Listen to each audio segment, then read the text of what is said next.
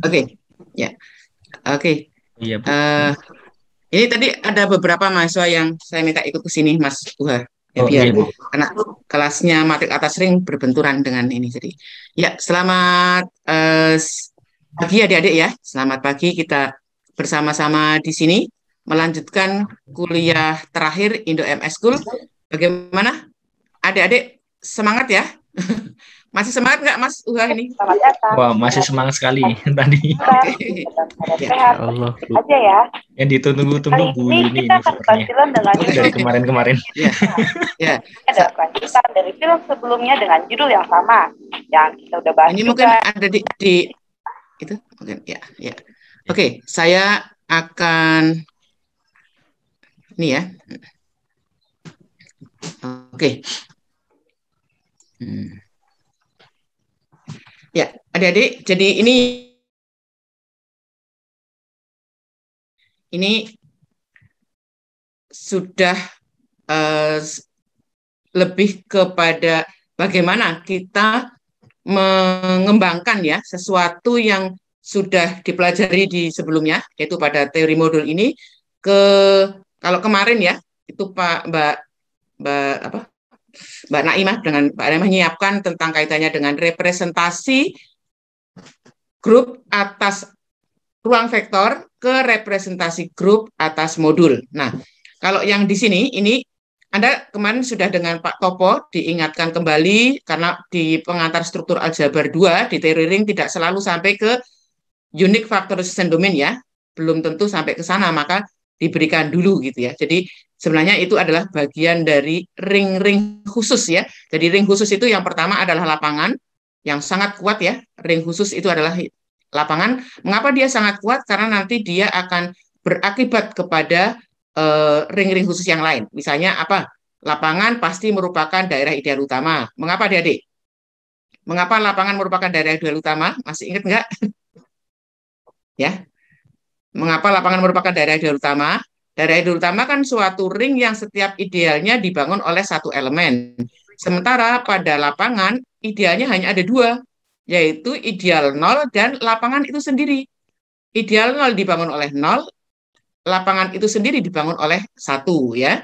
Kemudian nanti lapangan juga akan merupakan daerah faktorisasi tunggal merupakan UFD. Lapangan juga merupakan daerah Euclid dan seterusnya ya. Jadi lapangan itu adalah ring yang khusus. Nah, kekhususan dari lapangan itu kemudian melahirkan banyak sekali sifat dari ruang vektor atas lapangan. Nah, banyak juga sifat dari ruang vektor atas lapangan yang bisa diadopsi pada ruang vektor pada modul atas ring, tetapi banyak juga yang tidak bisa diadopsi. Nah, beberapa yang tidak diadopsi itu salah satunya adalah bahwa di dalam modul atas ring itu tidak selalu punya basis. Hingga apa? Didefinisikanlah ya.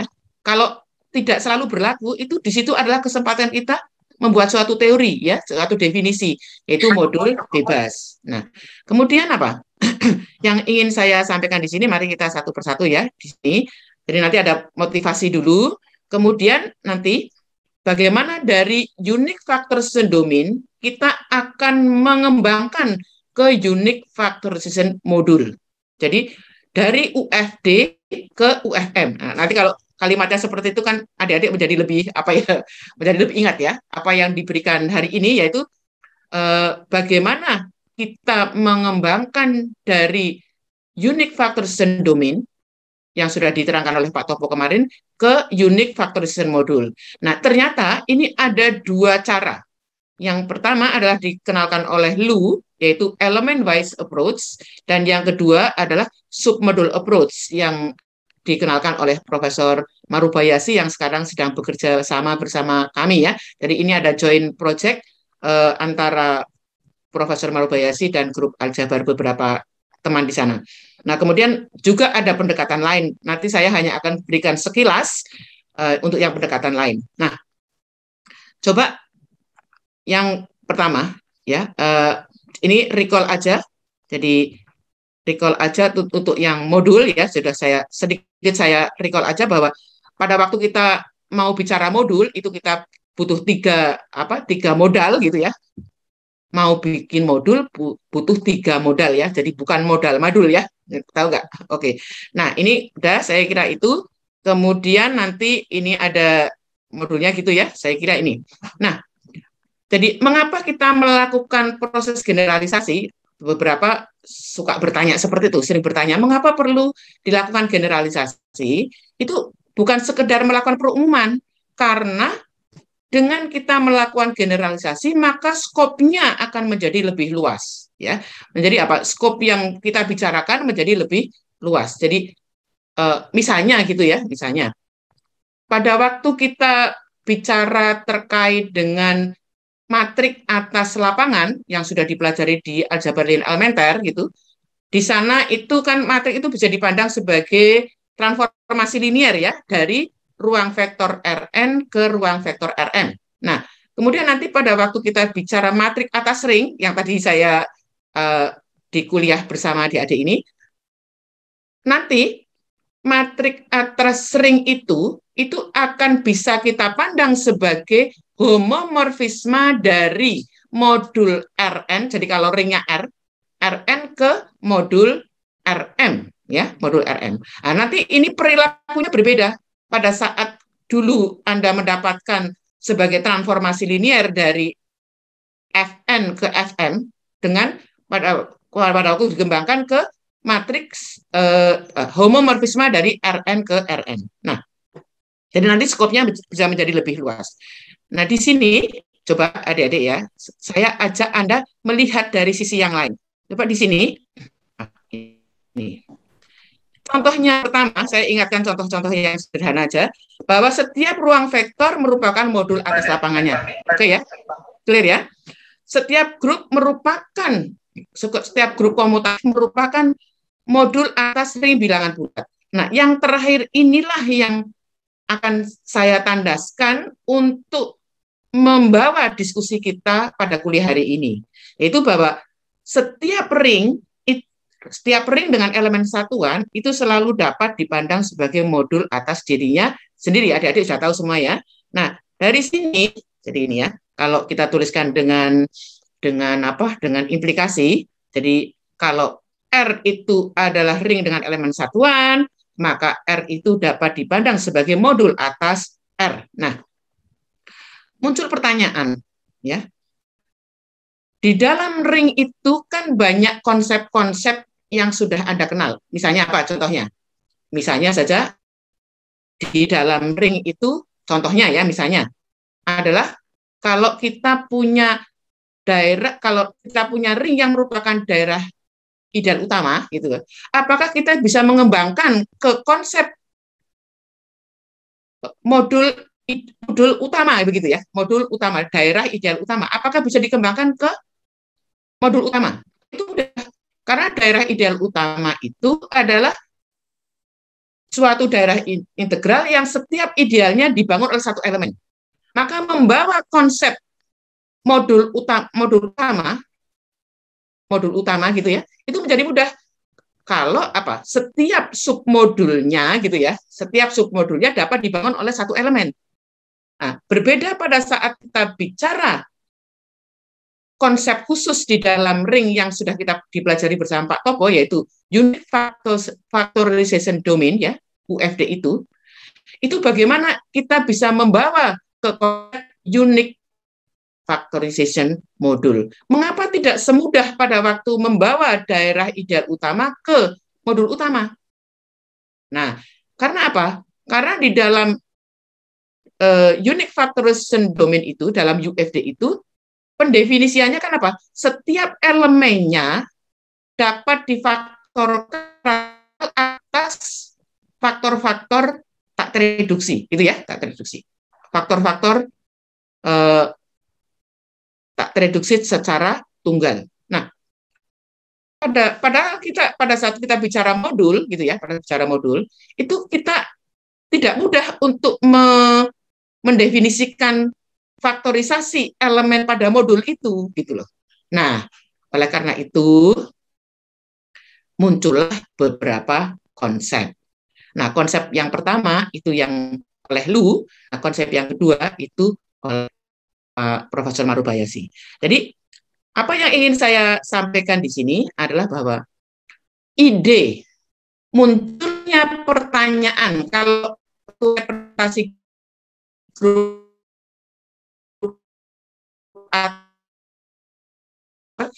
ruang dengan modul karena setiap ring dapat dipandang sebagai modul atas dirinya sendiri, ya.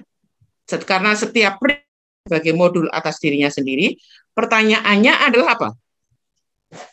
Pertanyaannya adalah bagaimana konsep-konsep di dalam ring itu bisa dibawa ke konsep pada modul.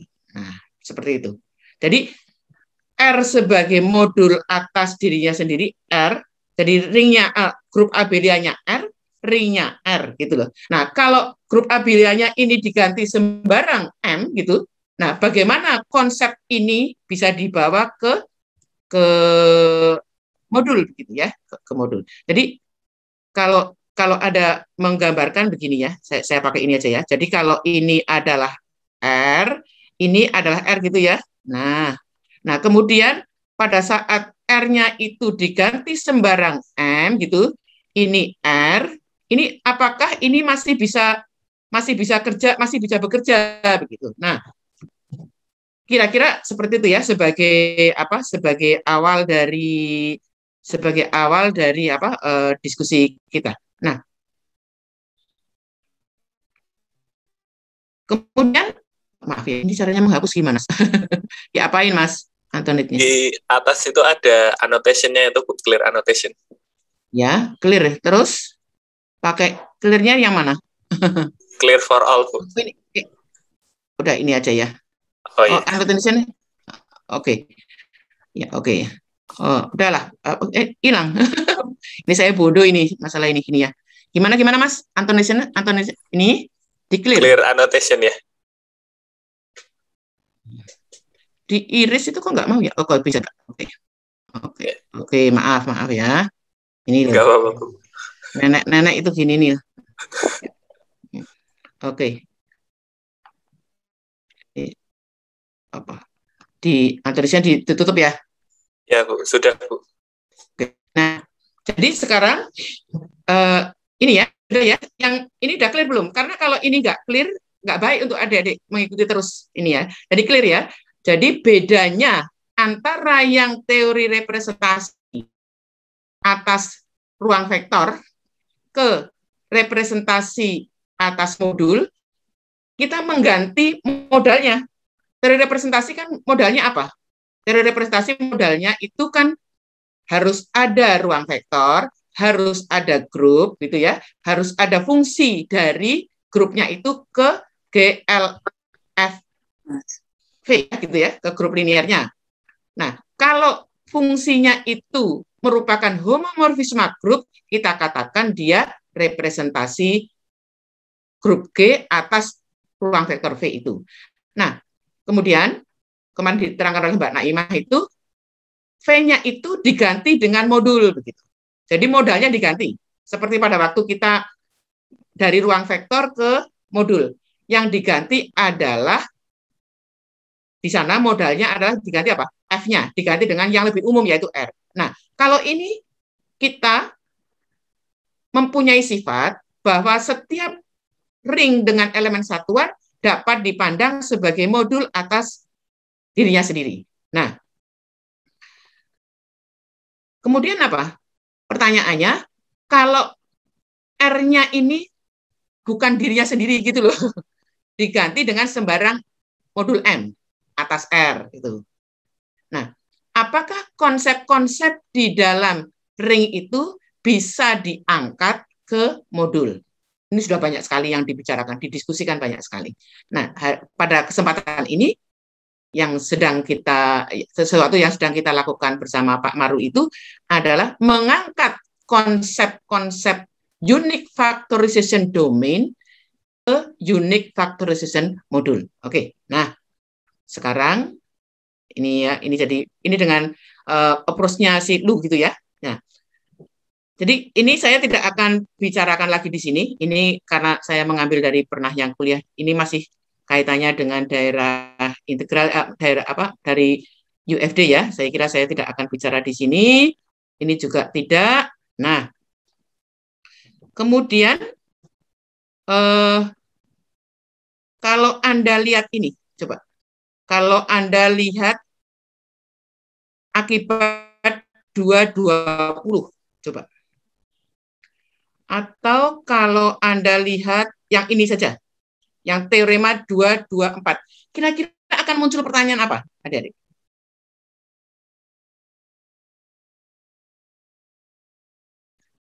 Kira-kira akan muncul pertanyaan apa?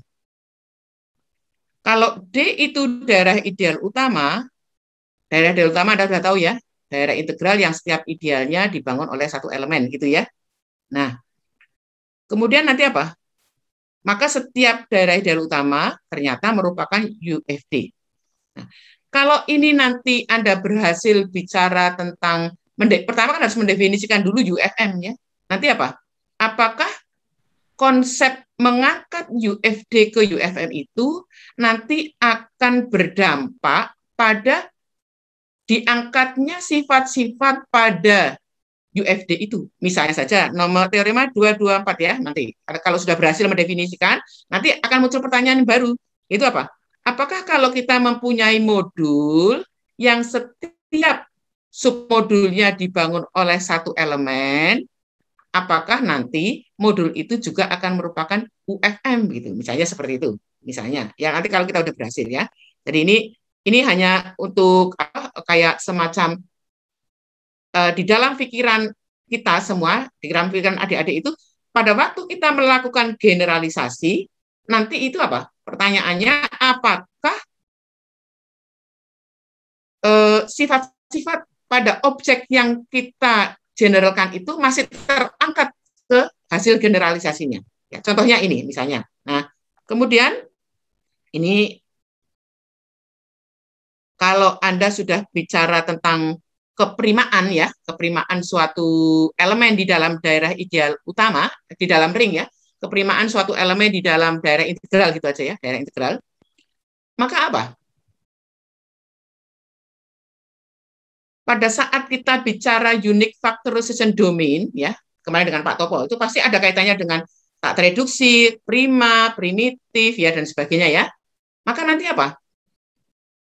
Karena kita ingin menggeneralisasi pengertian faktorisasi, ya faktorisasi dari suatu daerah integral ke faktorisasi pada modul, gitu ya.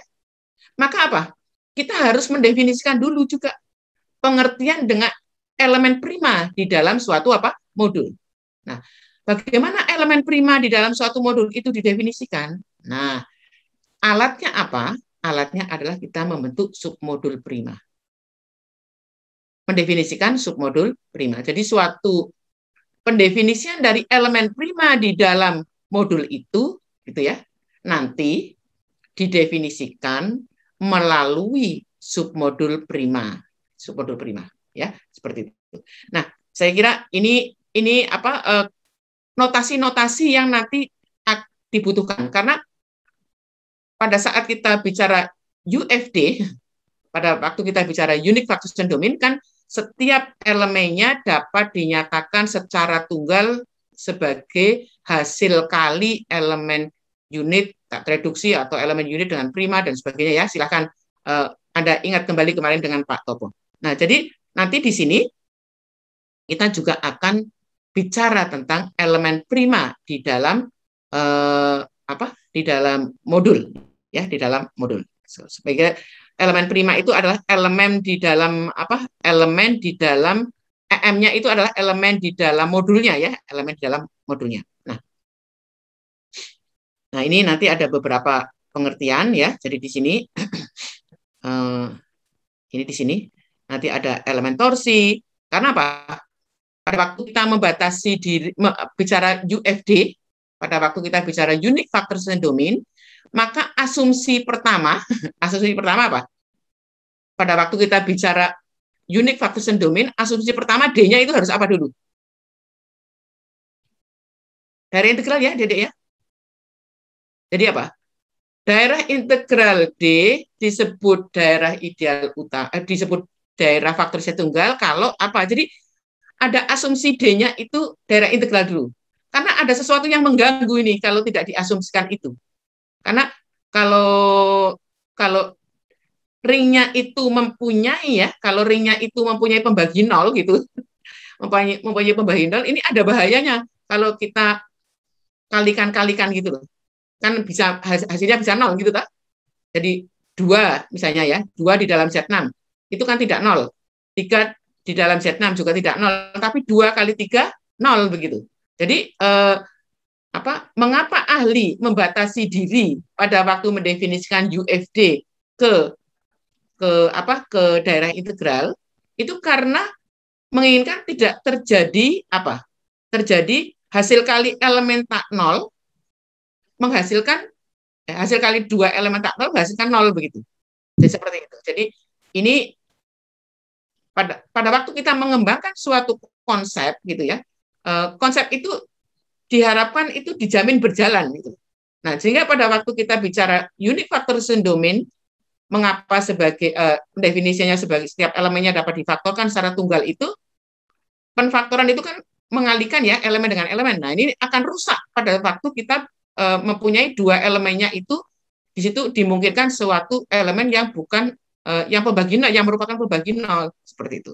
Nah, di sini pada waktu nanti kita bicara UFM, isu itu juga ada. Isu terkait dengan kekhawatiran ya terjadinya sebuah terjadinya hasil kali yang tidak nol dengan tidak nol, hasilnya nol, itu mengganggu begitu. Untuk itu gitu ya, itu dibatasilah pada modul torsi seperti itu. Ada kaitannya dengan modul bebas torsi seperti itu ya, modul bebas torsi. Oke, ini untuk ini aja ya, untuk sebuah prolog ya, karena waktunya cuma 2 jam, sehingga saya intinya saja mengapa nanti kita mengasumsikan seperti ini gitu ya. Mengapa pada waktu kita bicara UFD itu dibatasi pada waktunya itu daerah integral. Mengapa pada waktu kita bicara principal ideal domain ya, daerah ideal utama juga dibatasi pada daerah integral? Itu karena kalau dia mempunyai elemen yang merupakan pembagi nol itu mengganggu, intinya seperti itu, intinya mengganggu. Nah, jadi coba kalau Anda lihat definisi 3.1. Misalkan M modul bebas torsi tak nol atas daerah integral R. Dan UR ini merupakan himpunan semua unit di dalam R. Nanti kan akan menfaktorkan ya, jadi akan dapat difaktorisasi gitu. Nah, kalau begitu maka kita harus mendefinisikan apa makna elemen di dalam M membagi elemen yang lain di dalam M itu. Nah, bagaimana mendefinisikan, kan inginnya kan nanti setiap elemen dapat difaktorkan ya, elemen di dalam M. Kalau elemen dalam D sudah dibicarakan kemarin gitu ya. Ya, elemen M dikatakan membagi habis M aksen di dalam M, dinotasikan dengan M membagi habis M aksen, jika terdapat R ya, bukan terdapat M prime yang lain gitu loh. Kalau di daerah integral kan apa? Satu elemen membagi elemen yang lain kalau ada elemen yang lain di situ. Nah, kalau di sini ada elemen di dalam R-nya, bukan elemen di dalam M-nya ya, karena tidak ada perkalian elemen di dalam M. Oke. Jadi jika terdapat R di sedemikian hingga M aksen itu sama dengan RM. Contoh yang paling sederhana apa, Dewi? Kalau M-nya itu katakanlah ya modul Z atas dirinya sendiri gitu ya. Modul atas Z itu bukan isu yang bagus ya. Kalau M-nya itu R2 misalnya. Kalau Z2? Nah, jadi kalau M-nya itu adalah Z2. M-nya itu adalah Z2 ya, Z2. Ini kan bisa dipandang sebagai Z modul ya. Sebagai Z modul, oke. Nah, sekarang maka 42 itu habis dibagi oleh berapa? 21 ya? Ya enggak? Elemen dengan komponen pertamanya 4, ini elemen dengan komponennya 2, M dengan komponen pertamanya 4 dan 2 ya komponennya. Terus 21 itu 42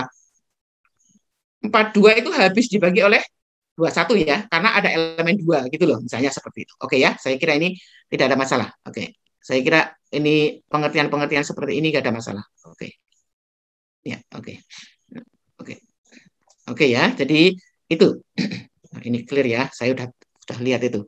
Oke, jadi, oke, jadi di sini sudah bisa. Nah, contohnya ini, contohnya yang paling, contohnya, maaf tadi di mana itu. Nah, kemudian di UFD itu ada apa? Ada makna tunggal, kata tunggal. Jadi daerah integral D disebut UFD kalau setiap elemen tak nolnya dapat difaktorkan secara tunggal gitu ya, secara tunggal. Elemen tak nol tak unitnya dapat difaktorkan secara tunggal ya, gitu ya. Jadi makna tunggal di sana apa? Makna tunggal di D itu apa? Masih ingat nggak? Makna tunggal itu apa? Tunggal dalam arti apa? Ada pasangan-pasangan faktor-faktornya yang saling berasosiasi ya, berrelasi asosiat. Nah, oleh karena itu pada waktu kita mau mendefinisikan ya makna unique factorization modul, selain tadi perlu dibuktikan, perlu diintroduce membagi habis gitu ya. Nah, di sini juga perlu diintroduce makna dua elemen di dalam modul itu berasosiasi.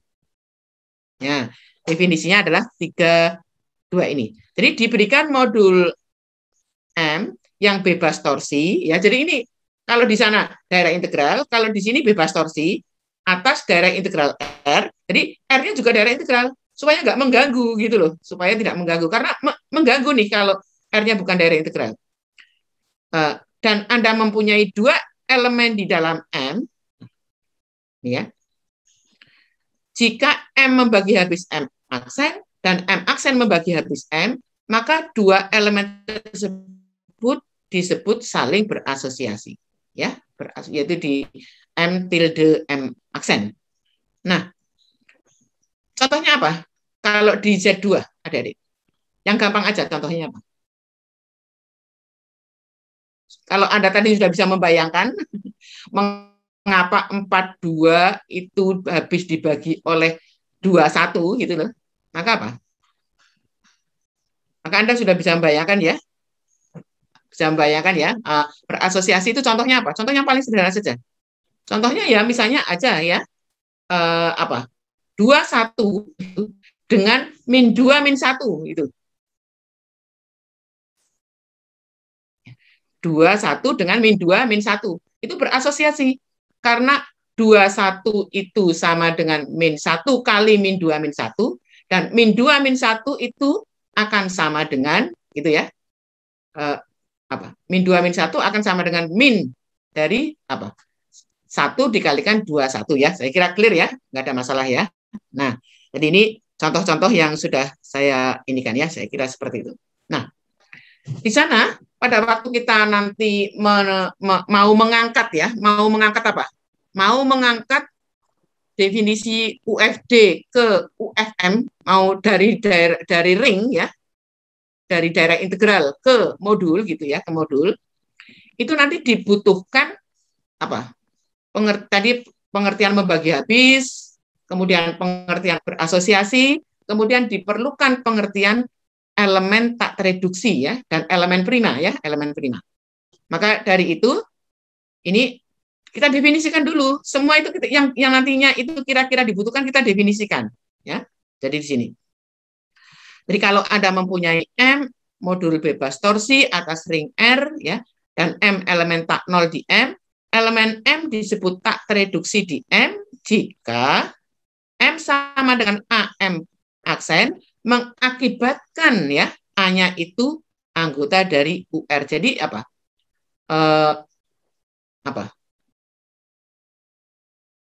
Pengertian tak tereduksi itu menjadi apa? Didefinisikan dengan melibatkan kondisi. Yaitu kondisi apa? Jadi M akan sama dengan gitu ya, kelipatan dari M aksen itu jika pengalinya yaitu elemen konstannya itu adalah merupakan suatu apa? Unit ya. Jadi itu terjadi hanya jika ya, terjadi hanya jika itu. Kemudian elemen primitif. Elemen M disebut elemen primitif di M jika M membagi AM aksen, ini akan mengakibatkan M-nya membagi habis M aksen untuk setiap A tak 0 dan M aksen di dalam M ya. Jadi pendefinisiannya menggunakan terpenuhinya suatu apa? Kondisi ya, terpenuhinya suatu apa? Kondisi. Nah, kemudian dari situ didefinisikanlah pengertian elemen tak tereduksi P, elemen tak tereduksi P di dalam R disebut prima terhadap M ya. Jadi ini pendefinisian prima ini adalah untuk elemen di dalam R ya, untuk elemen di dalam ring tumpuannya ya, dalam ring tumpuannya. Jadi apa? P di dalam R disebut prima terhadap M jika P membagi habis AM mengakibatkan P membagi habis A di M atau P membagi habis M di M. Ya, jadi apa?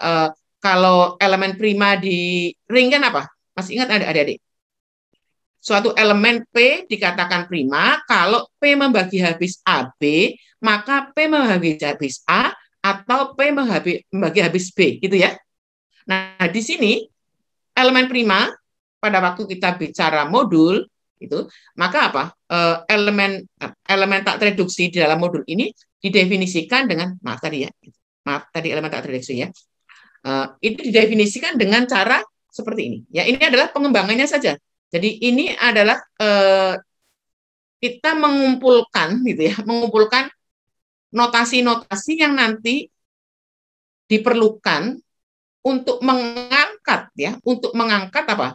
Pengertian faktorisasi tunggal di dalam daerah integral ke faktorisasi tunggal di dalam modul ya, dalam modul.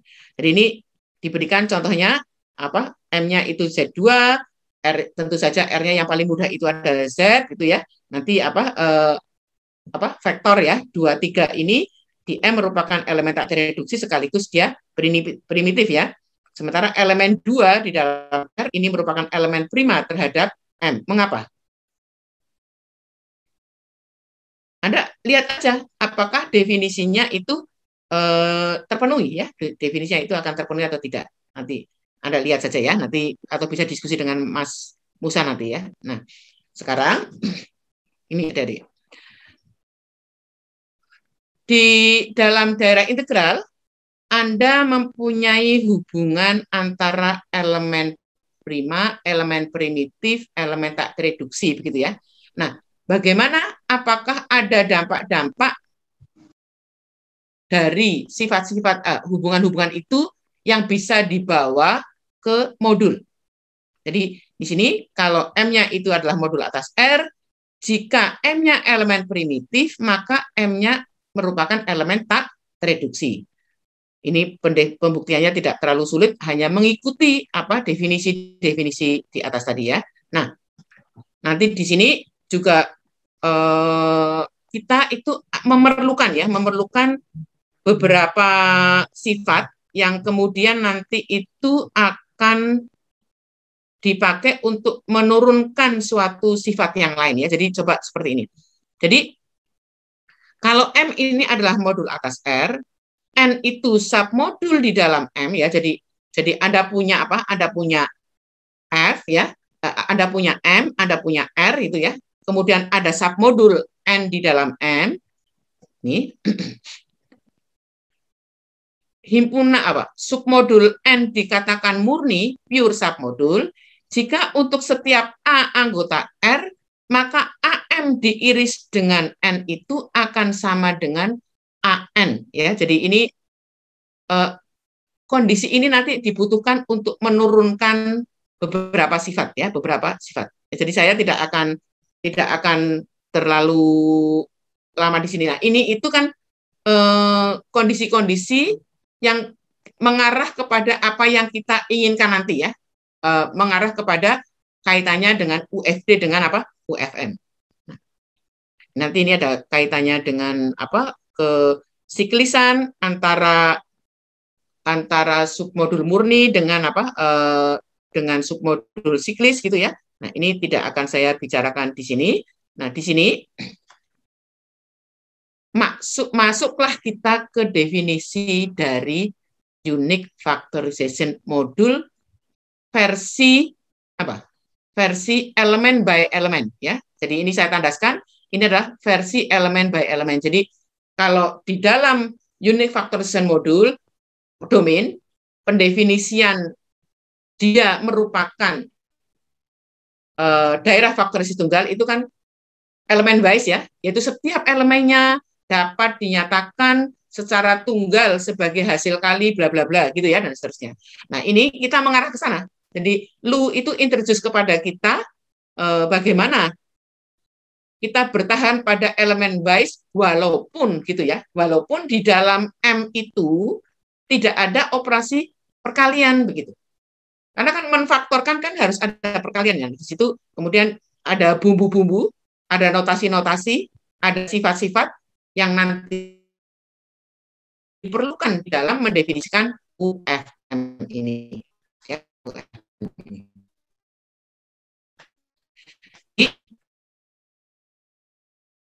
Merasakan tidak ada realisasi di sini. Jadi kalau modul M dikatakan modul faktorisasi tunggal atau unique factorization modul. Ya.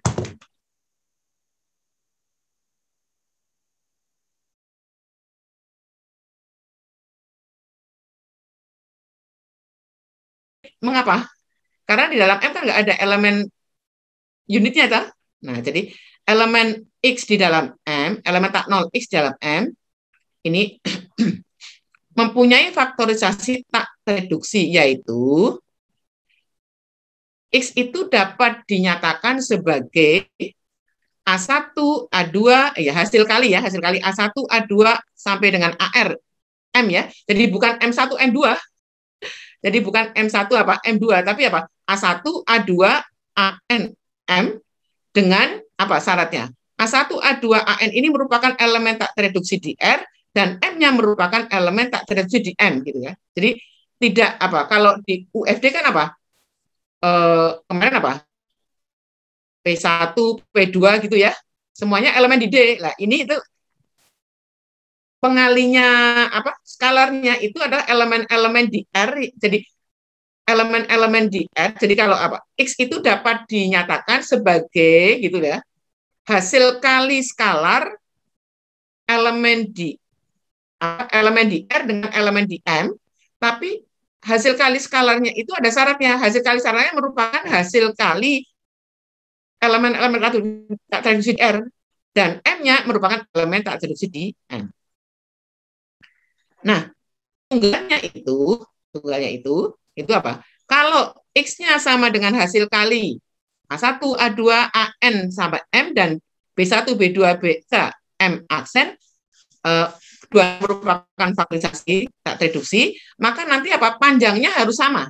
N sama dengan K, kemudian masing-masing M dan M aksennya itu harus berasosiasi dan nanti itu dapat dirubah urutannya sehingga nanti AI itu nanti akan berasosiasi dengan BI untuk setiap I di dalam dari 1 sampai dengan N. Begitu ya. Jadi definisi ini gitu loh. Definisi ini itu kalau dibumikan yaitu kalau dikembalikan pada saat M-nya itu adalah daerah integral, maka definisi itu masih tetap berlaku gitu loh. Jadi perumuman yang baik itu, sekali lagi adik-adik ya, perumuman yang baik itu adalah perumuman di mana pada saat itu diaplikasikan pada kasus khusus, yaitu kasus di mana di mana mengikuti apa yang dimodelkan dari awal, itu nanti masih memenuhi gitu. Ini kan masih memenuhi toh. Pada saat katakanlah pada saat apa, Dede? Pada saat nanti M-nya itu ya, pada saat M-nya itu adalah daerah integral, maaf, M-nya itu adalah daerah integral ya, Dede ya, D. Kalau M-nya itu daerah integral, dia akan merupakan apa? D modul toh? setiap daerah integral kan merupakan D modul toh, D modul ya. Nah, jadi setiap daerah integral itu kan merupakan D modul. Nah, pada saat ini diaplikasikan kepada D modul, modul atas D, di mana D-nya daerah integral, maka definisi itu akan kembali ke definisi dari unique factorization domain. Begitu ya. Jadi semangatnya itu apa? Kalau kita melakukan generalisasi, itu apa? Pada saat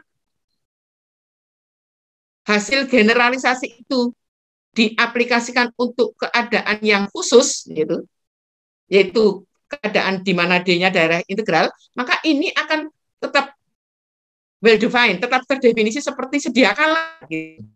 Tetap terdefinisi sedia kala yang asli tadi, begini ya, jadi ini. Nah, jadi kurang lebih seperti itu apa ininya ya. Nah, kemudian coba adik-adik. Jadi nanti di situ akan ada definisi faktor persekutuan, akan definisi ada kelipatan persekutuan dan sebagainya. Saya tidak akan bicara di sini ya. Jadi apa ya? Kita masih bisa tetap mengintroduce gitu ya, mengintroduce pengertian dari apa? Pengertian dari apa?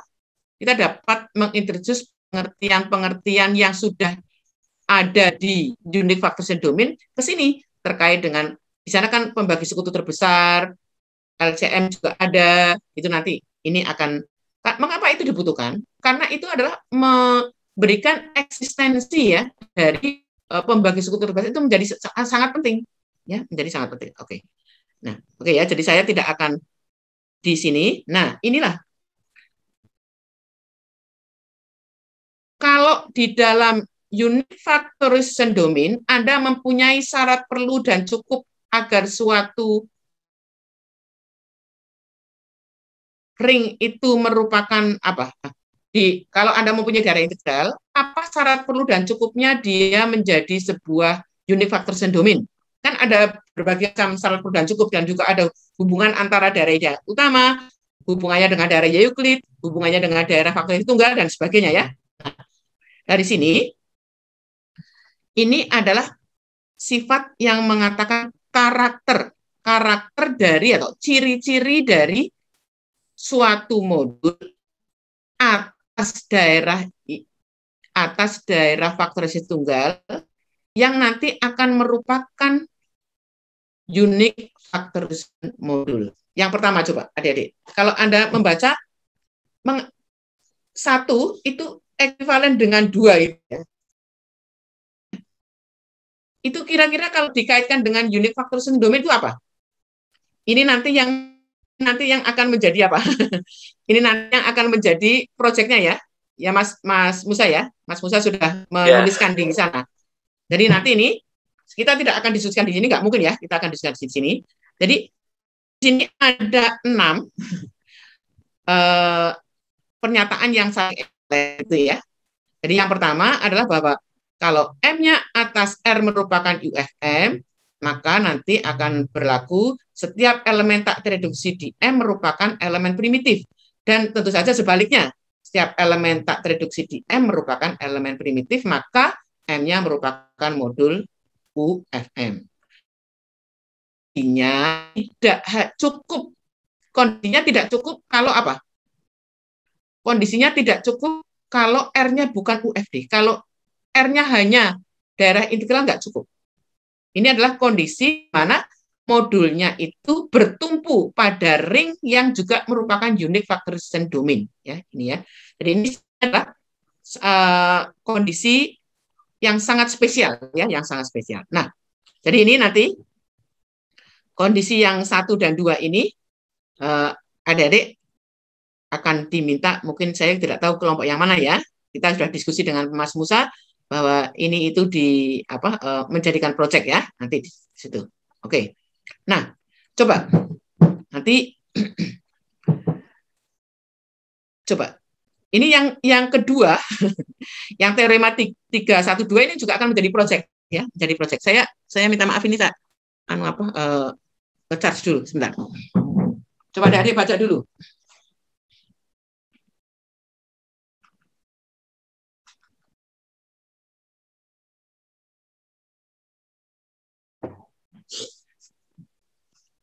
Coba, adik-adik baca dulu. Dibaca dulu. Coba, apa pesan dari teorema 312?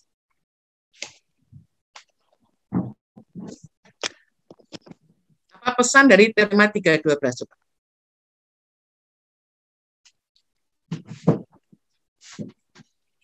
Di awal tadi, ya, di awal tadi adik-adik ya, di awal tadi adik-adik sudah saya ajak melihat bahwa lapangan itu, ya, bahwa lapangan itu merupakan ring yang sangat spesial karena dia kaya sekali.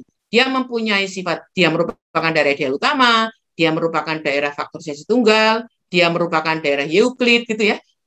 Jadi dia juga tentu saja merupakan ring Noetherian ya. Jadi lapangan itu sangat kuat ya, sangat kuat.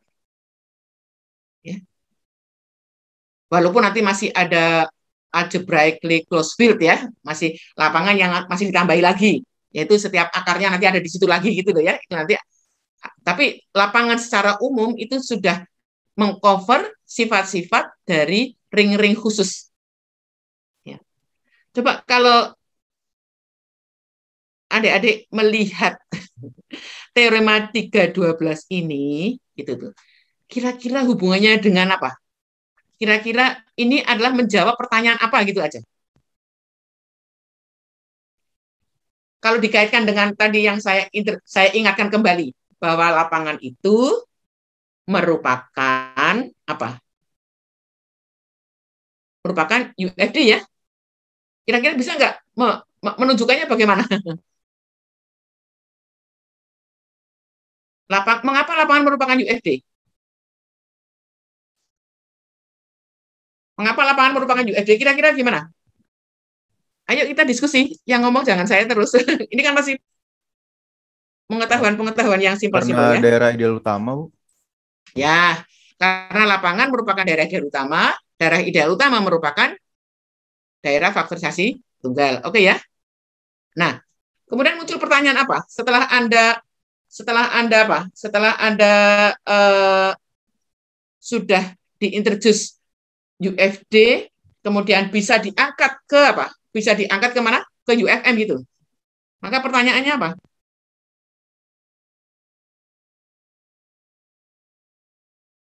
Kalau kan Anda bicara lapangan, kalau dikaitkan dengan modul gitu ya, lapangan itu kan merupakan apa? Lapangan itu kan merupakan ruang vektor atas dirinya sendiri ya, ya enggak? UFD, D kalau D-nya itu UFD, dia kan juga merupakan modul atas dirinya sendiri gitu loh. Oke? Ya, saya ini kan ya. Jadi kalau Anda punya F, ini ya, ini kan akan merupakan F ruang vektor ya, merupakan F ruang vektor. Oke. Nah, kemudian kalau Anda punya D UFD, ini akan merupakan D apa? D modul. Ya, oke ya, ada ya. Nah. Oke, nah, terus sekarang gimana coba? Sementara setiap lapangan pasti merupakan apa? UFD ya. Pasti merupakan UFD. Nah, sekarang maka ahli itu kemudian bertanya, apakah sebarang ruang vektor ya F apa? F ruang vektor ya, V ini adalah F ruang vektor. Ini nanti akan menjadi apa? Menjadi apa? Tentu saja dia kan apa? Modul itu menjadi apa? F apa? UFD gitu loh, UFM tuh. Jadi ini. Jadi ini nanti yang akan menjadi proyek kedua ya. Begitu ya Mas Musa ya, kemarin ya kita diskusi di sana ya. Ya, Bu. Ya. Oke ya, jadi kalau Anda lihat di Elok mungkin ya sudah diupload ya Mas Musa. Jadi ini penjelasannya. Jadi Sudah. Di Elok itu ada dua ya, ada dua proyek. Yang pertama adalah yang tadi itu mengamati itu ya, mengamati apa? Ini di clear gitu ya Mas, clear all ya. Ya, oke. Oke, ya sekarang sudah bisa saya. Oke ya, Dedek ya. Jadi apa? Kalau yang tadi ini ya. Jadi kita pilihkan yang sederhana. Itu bagaimana Anda melihat sifat yang terkait dengan UFD ini bisa bertahan di modul walaupun dibatasi pada modul yang atas UFD itu. Oke. Nah, yang ini jadi saya sebenarnya lebih pada apa? Lebih pada mengajak Anda setelah kita berhasil melakukan generalisasi, apa saja yang perlu kita selidiki gitu loh. Sifat-sifat yang perlu kita selidiki. Nah, kalau tadi berangkat dari setiap lapangan itu merupakan UFD, sementara setiap lapangan itu dapat dipandang sebagai ruang vektor atas dirinya sendiri, maka kita bisa menurunkan tentu saja lapangan F itu merupakan apa? UFM atas apa? Atas dirinya sendiri ya. Nah, sekarang apakah itu bisa diangkat ke sebarang gitu loh? Bukan F sebagai modul atas dirinya sendiri, tetapi V sebagai ruang vektor atas sembarang lapangan, apakah dia selalu dapat ditunjukkan merupakan apa? Merupakan apa? Modul faktorisasi tunggal atas F-nya, begitu, atas F-nya. Oke, Dede ya. Jadi ini, kira-kira seperti itu, ya. Silakan, ya. Saya kira Anda nanti akan mempunyai kesempatan untuk berdiskusi, mempresentasikan besok pada hari Sabtu ya, Mas Suha ya. Oke ya. Nah, jadi saya kira seperti itu ya. Jadi kita di sini itu tidak, saya desain dari UFD ke UFM itu adalah memberikan ide-ide kepada Anda pada saat Anda bertemu dengan permasalahan generalisasi, maka apa saja yang bisa dimunculkan pertanyaannya.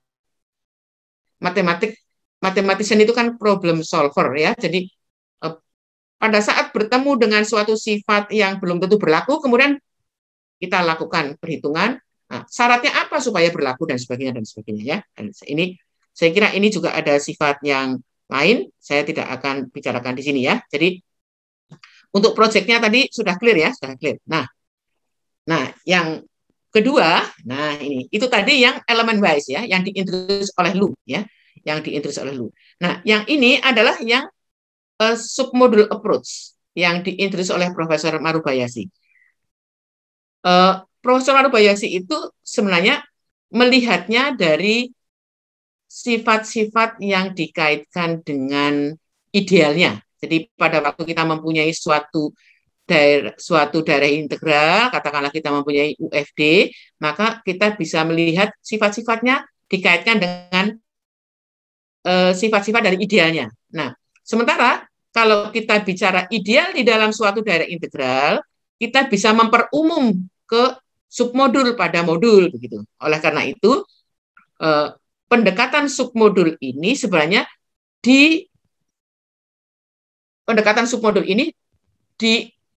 diinspirasi oleh sifat-sifat di dalam unique factors domain yang dikaitkan dengan sifat-sifat ideal di dalamnya. Oke ya, Dedek ya. Nanti ini, tapi ini perlu ini. Nah, jadi kita memerlukan ini. Jadi untuk sampai ke sana kita memerlukan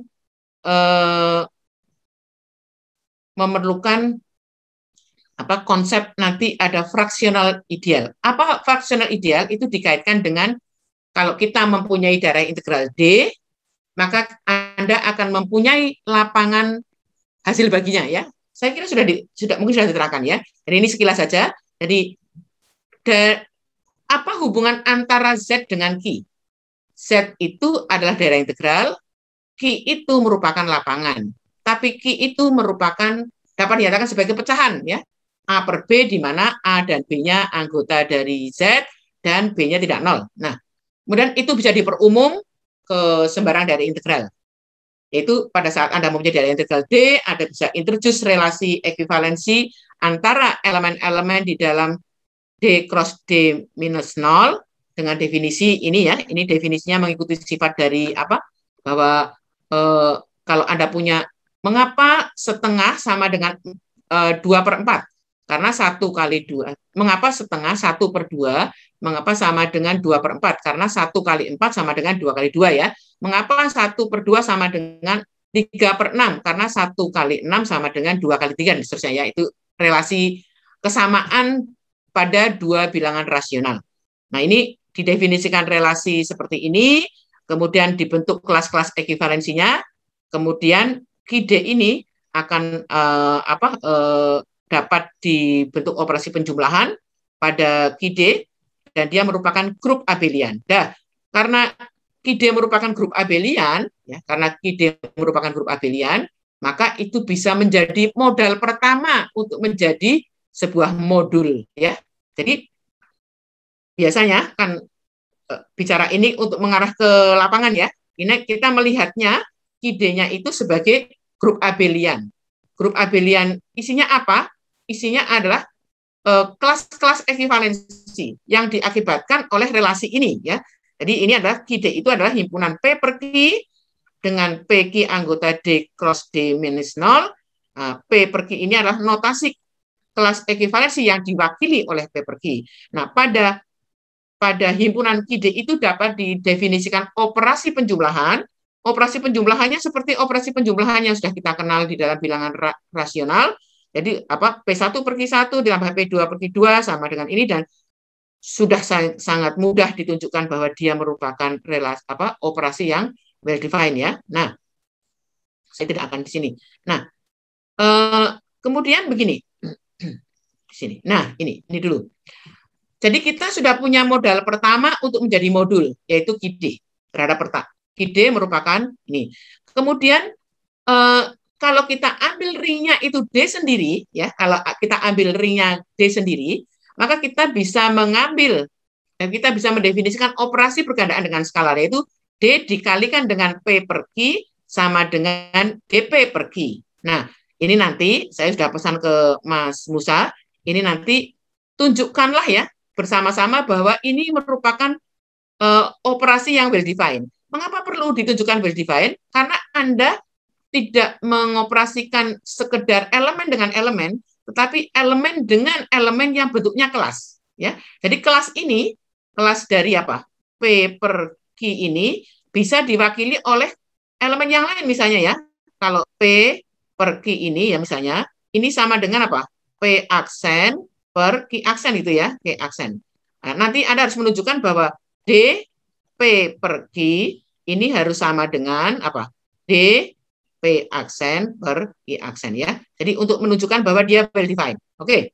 Nah, intinya yang penting adalah bahwa KID ini akan merupakan modul atas D, gitu loh, merupakan modul atas D. Jadi D tidak sekedar bisa membentuk KID saja yang sudah Anda kenal merupakan suatu lapangan hasil bagi, tapi KID itu sebagai grup abelian sebagai modal pertama, dan D-nya, ringnya adalah D sebagai modal kedua, dan kemudian ada operasi pergandaan dengan skalar sebagai modal ketiga, dapat ditunjukkan operasi ini well defined, dan dapat ditunjukkan bahwa keempat aksioma modulnya dipenuhi. Sehingga KID dapat ditunjukkan merupakan modul atas D. Ya, jadi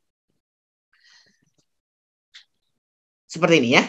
Nah, sekarang saya ini kan ya, saya clearkan. Oke ya. Nah, oke. Nah, sekarang kita ke sini.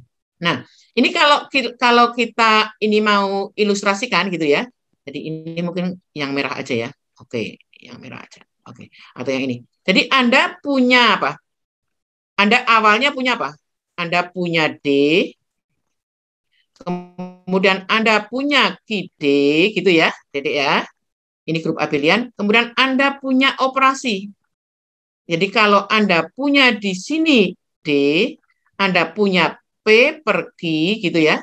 Nah, Anda bisa mendefinisikan tadi D P per Q ya, P per Q. Oke? Ya, ini definisinya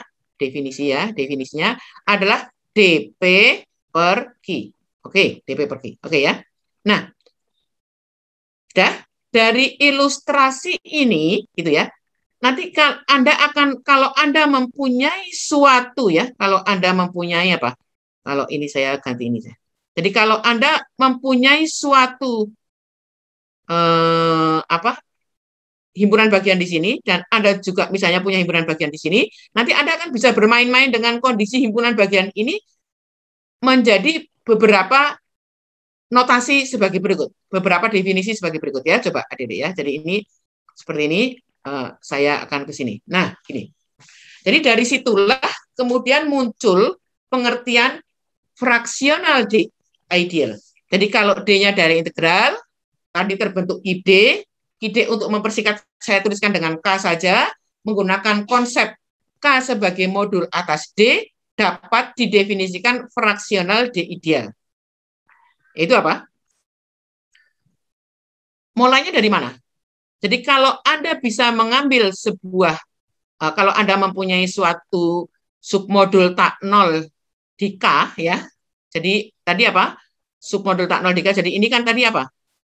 Anda punya Q-nya, D-nya ya, ini K-nya gitu. Ini Anda punya D-nya gitu ya, D-nya. Nah, Anda akan punya apa? Ini di sini.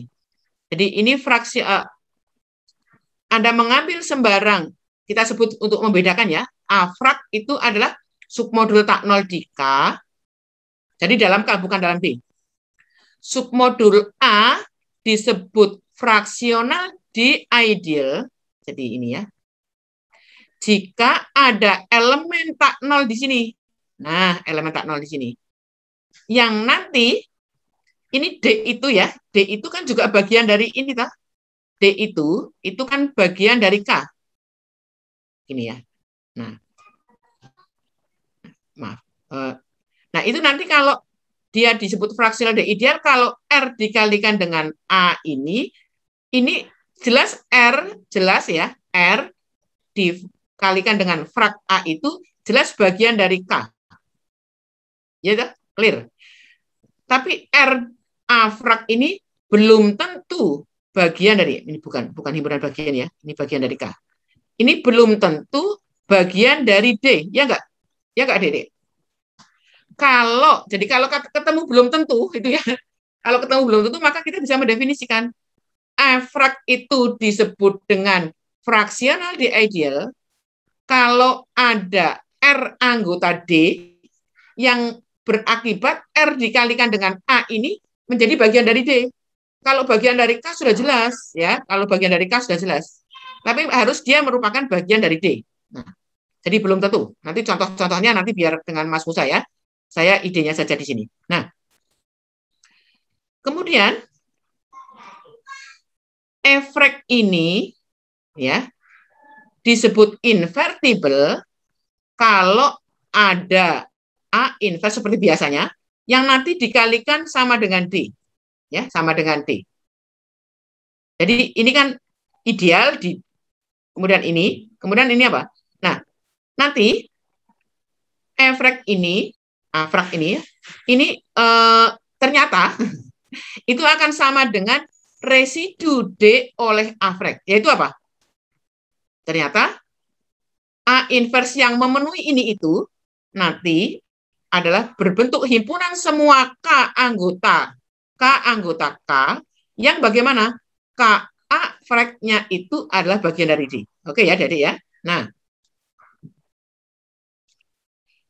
kalau ini ya, A ini kan belum tentu bagian dari D.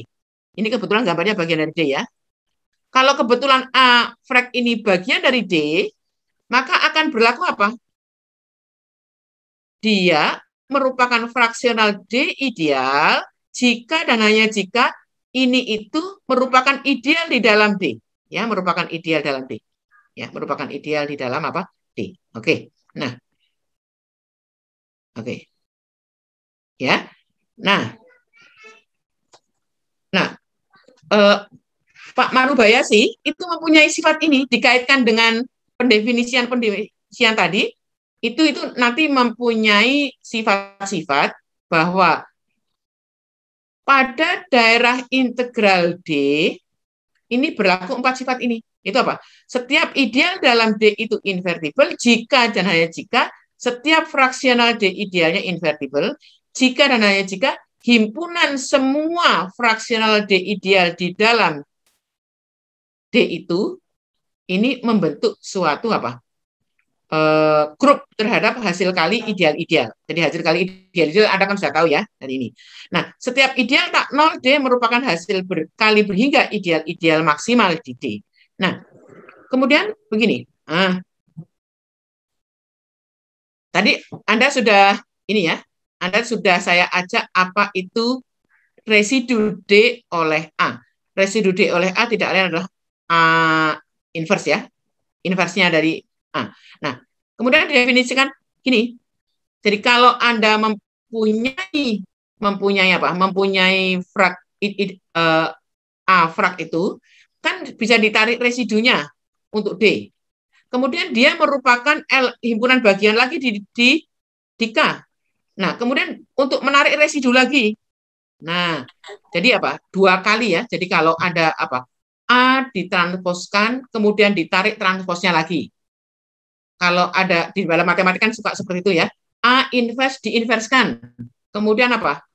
Kalau Anda masih ingat dual dari V kan V star didualkan lagi. Nah, jadi V operasi itu adalah hasil dari 2 kali melakukan apa itu ya? Penarikan residunya ya gitu ya.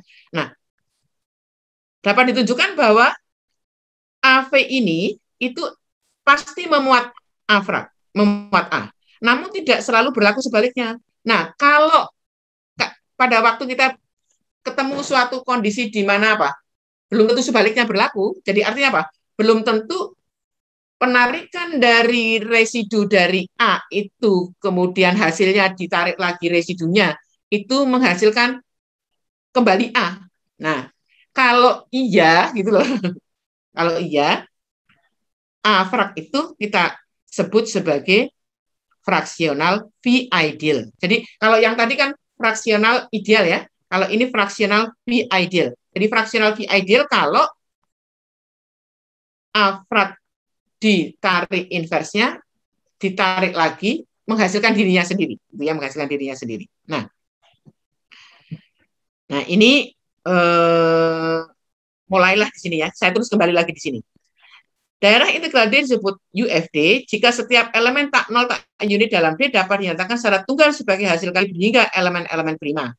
Nah, ingatlah bahwa suatu elemen dikatakan prima itu dalam daerah integral itu apa? Ekuivalen dengan mengatakan ideal yang dibangun oleh P itu merupakan ideal prima. Jadi P prima jika dan hanya jika ideal yang dibangun oleh P itu prima. Oke ya. Nah kemudian Pak Marubayasi mempunyai sifat ekuivalensi berikut. Jadi ini pernyataan ekuivalensi atau karakter dari unique factorization domain. Jadi D merupakan unique factorization domain jika dan jika setiap elemen tak 0 tak unit dalam D nanti AD merupakan hasil kali berhingga ideal-ideal prima dalam D. Nah, ditambah lagi, setiap V ideal prima P merupakan ideal utama. Dia mengambil dari Samuel, ini paper yang udah lama sekali ya, tulisan udah lama sekali. Dan juga dari Kaplansky, bahwa setiap ideal prima tak 0 memuat suatu elemen prima ya. Jadi ini karakter-karakter dari UFD. Dari teorema inilah Pak Marubayasi itu introduce UFM dengan versi submodule approach begitu, adik-adik ya. Jadi kalau lu tadi sama sekali tidak menyinggung kaitan dengan itu, dia betul-betul elemen wise ya. Kalau di sini ini, oke. Nah, inilah definisinya dari apa? Ini belum definisi ya, masih ini ya. Jika N merupakan suatu A fraksional di submodul dalam KM dapat didefinisikan N negatif.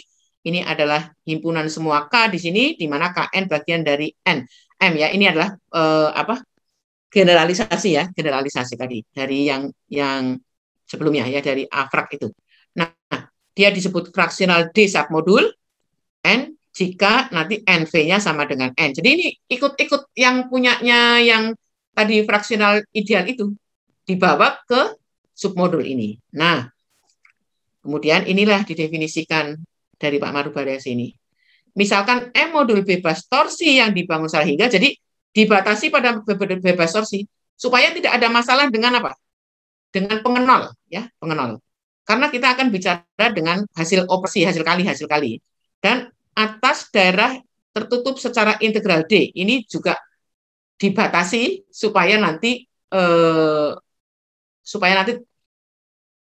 sifat-sifat yang definisi-definisi yang kita inginkan itu nanti terdefinisi dengan baik. Modul M disebut modul faktorisasi tunggal jika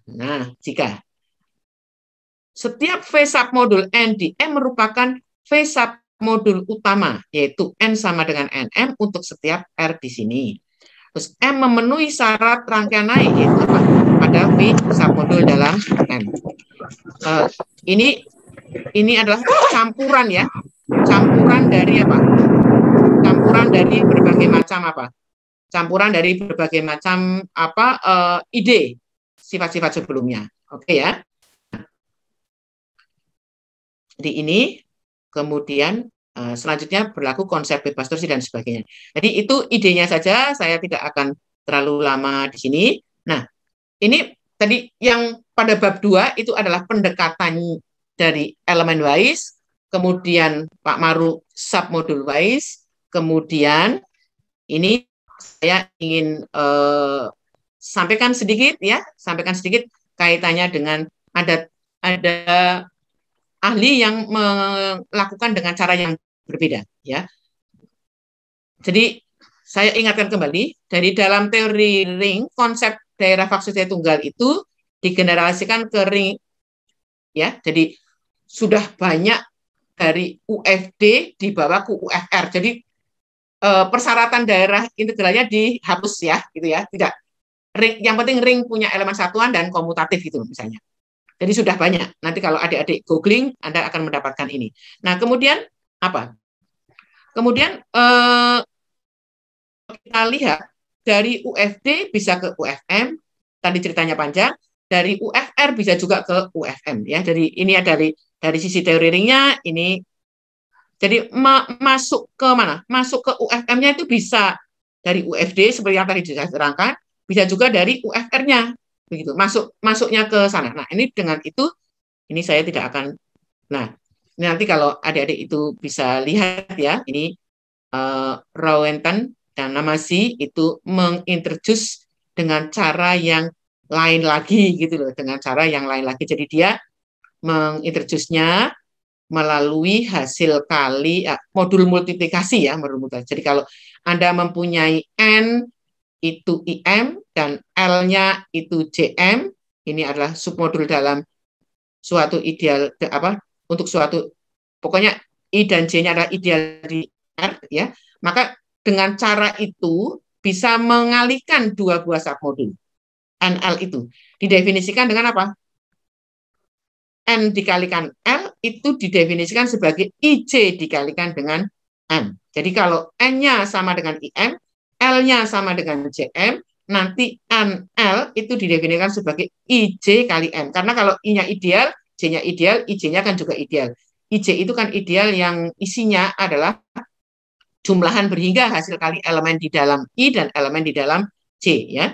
Nah, ini nanti MM prime di dalam M ini, ya. Kalau RM-nya sama dengan IM, RM aksenya sama dengan JM, jadi ini membatasi diri pada kasus modulnya modul multiplikasi, begitu loh.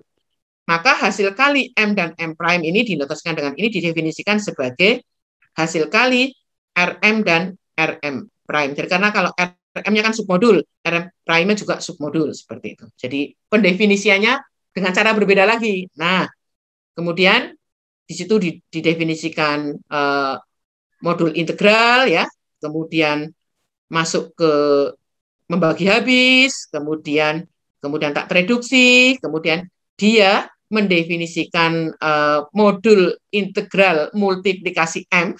Jadi kalau Pak Maru kan apa? Modul torsi, ya, gitu ya. atas daerah integral. Kalau ini modul integral multiplikasi atas ring komutatif. Jadi ringnya boleh apa saja, tidak harus daerah integral. Disebut modul faktorisasi tunggal jika ini gitu.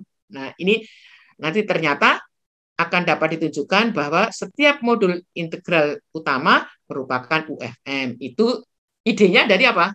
Daerah ideal utama selalu merupakan UFD, seperti itu. Jadi kurang lebih seperti itu. Mari kita diskusi ya. Intinya seperti itu. Monggo. Ini adalah saya mementingkan pada bagaimana mathematician itu mengolah ya pengetahuan yang ada kemudian dipakai untuk memperumum. Nah, memperumumnya itu pendekatannya bisa beda-beda. Paling tidak hari ini Anda saya ajak melihat bagaimana pendekatan elemen wise, bagaimana pendekatan submodul wise, dan yang terakhir ini yang tidak begitu saya berikan dengan ini adalah pendekatan dengan kaitannya dengan modul multiplikasi. Jadi pada kasus yang sangat khusus. Itu kalau Pak Maru sebenarnya juga begitu, pada kasus modul yang torsi begitu ya. Kalau yang ini pada modul yang sangat khusus, tetapi ringnya sebaran seperti itu. Silakan, mungkin saya kembalikan ke siapa nih? Bagaimana nih diskusinya? Monggo. Mau tanya jawab atau bagaimana? Mungkin. Ini kayaknya pertanyaannya banyak, berat. Gimana? Oh, cuman hadir kok ya. Oke. Hadir. Nah, ya. Oke. Ya. Mungkin ya, ada yang kira-kira mau begitu lah, ditanyakan. Dede. Ada yang mau ditanyakan? Ya. Izin. Harapan saya, ya silakan. Saya pula. Kalau saya perhatikan tadi, kalau misalnya nggak salah lihat ya, atau tidak salah mencatat gitu, untuk yang definisi UFM dari Lu dan dari Marubayasi itu dia disyaratkan modulnya modul bebas torsi dan R-nya itu daerah integral ya Bu ya. Nah, dari kedua definisi itu apakah dia ekuivalen ya Bu ya, di antara keduanya gitu, dan mungkin dari semua definisi UFM yang ada, apakah dia menghasilkan sesuatu yang sama gitu Bu? Mungkin misal kita ambil satu elemen terus difaktorkan menjadi faktorisasi yang sama gitu di antara semua definisi itu. Terima kasih Bu. Ya, pertanyaan yang sangat bagus. Itu adalah yang kita kerjakan bersama dengan Pak Maru. Jadi ini ada dua pendekatan. Kemudian ada Ada mungkin saya di mana ya? Saya ini kan sebentar. Jadi Bentar.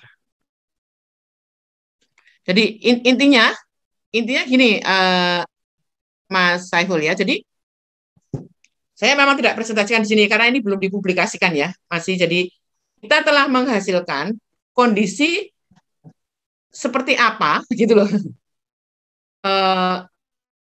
Definisi by Lu itu ekuivalen dengan Pak Marubayasi. Jadi seperti itu. Dan itu sudah ada, ini sedang dalam proses untuk disubmit begitu. Jadi pertanyaan seperti itu harus muncul. Pada saat kita mempunyai beberapa versi definisi, salah satunya apakah definisi itu berakibat pada yang satu berakibat yang lain berakibat yang satu, artinya apa? Mereka ekuivalen, dan itu memang betul, tetapi ada asumsi-asumsi tambahan begitu. Jadi tidak untuk semua keadaan begitu. Ya. Jadi itu yang kita kerjakan bersama-sama, dan juga kita itu gini, kemarin dengan Pak Topo ada hubungannya nggak? Dihubungkan nggak antara D dengan DX-nya? Kalau D itu merupakan ring, kan akan dapat dibentuk dengan apa, Dede? DX ya, ring polinomial ya. Kemarin dengan Pak Topo bagaimana? Kalau F-nya lapangan, pasti Fx-nya daerah ideal utama. Kemudian apa? Fx-nya apa? Daerah integral, pasti ya. Fx-nya apa lagi? Daerah faktorisasi tunggal. Kemudian apa lagi? daerah Euclid, begitu ya. Nah, itu kan hubungan antara F dengan Fx, gitu ya. F dengan Fx. Tapi F sendiri itu kan daerah faktorisasi tunggal, toh, ya nggak? Jadi kalau F-nya itu lapangan, dia kan juga faktorisasi tunggal, nanti Fx-nya juga faktorisasi tunggal. Nah, pertanyaannya, penelitiannya itu adalah apakah kalau D daerah faktorisasi tunggal, bagaimana sih ya, bagaimana sih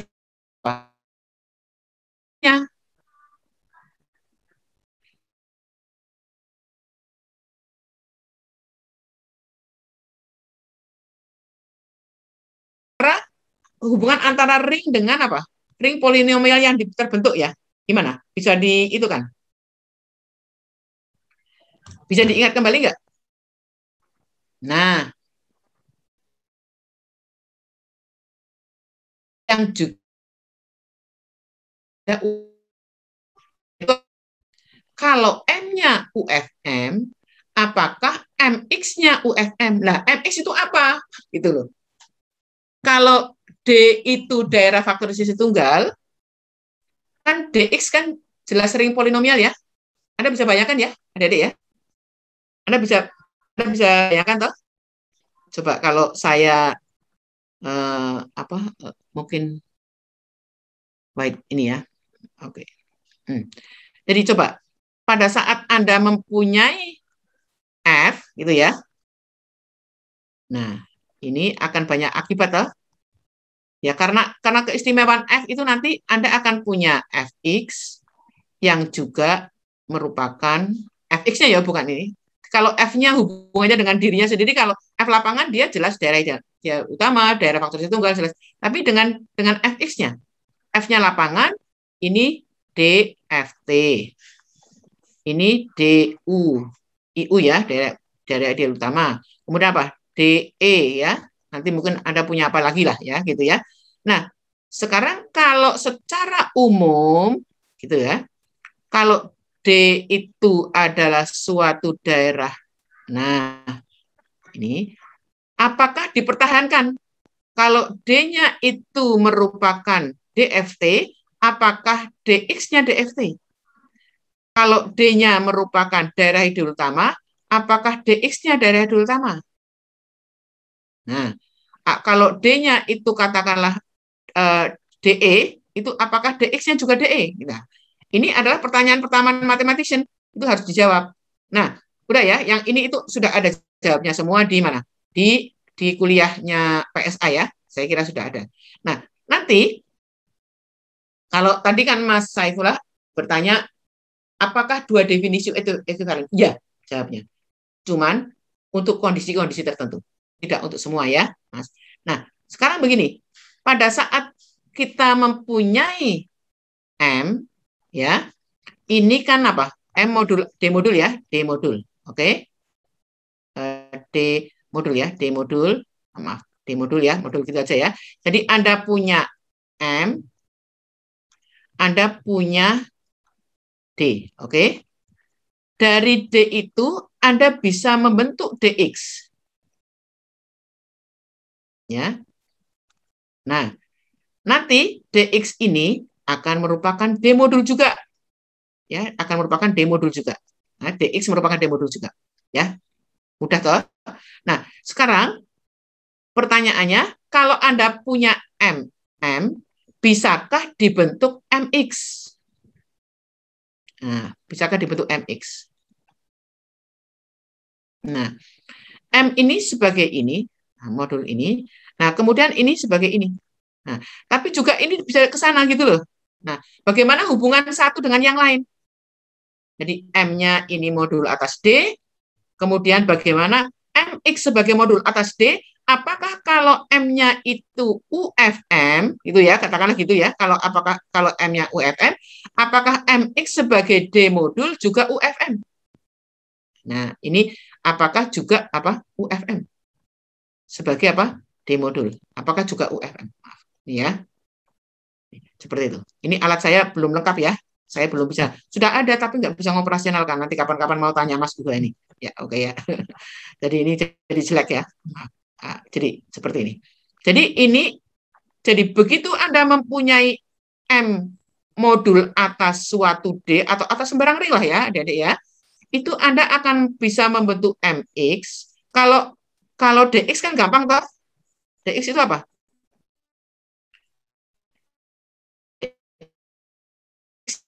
Kan elemennya ini PX toh. Oke ya, dah. Itulah. Nah, kalau MX itu apa? MX itu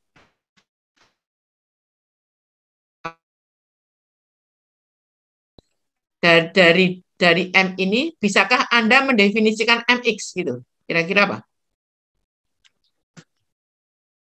Kira-kira apa?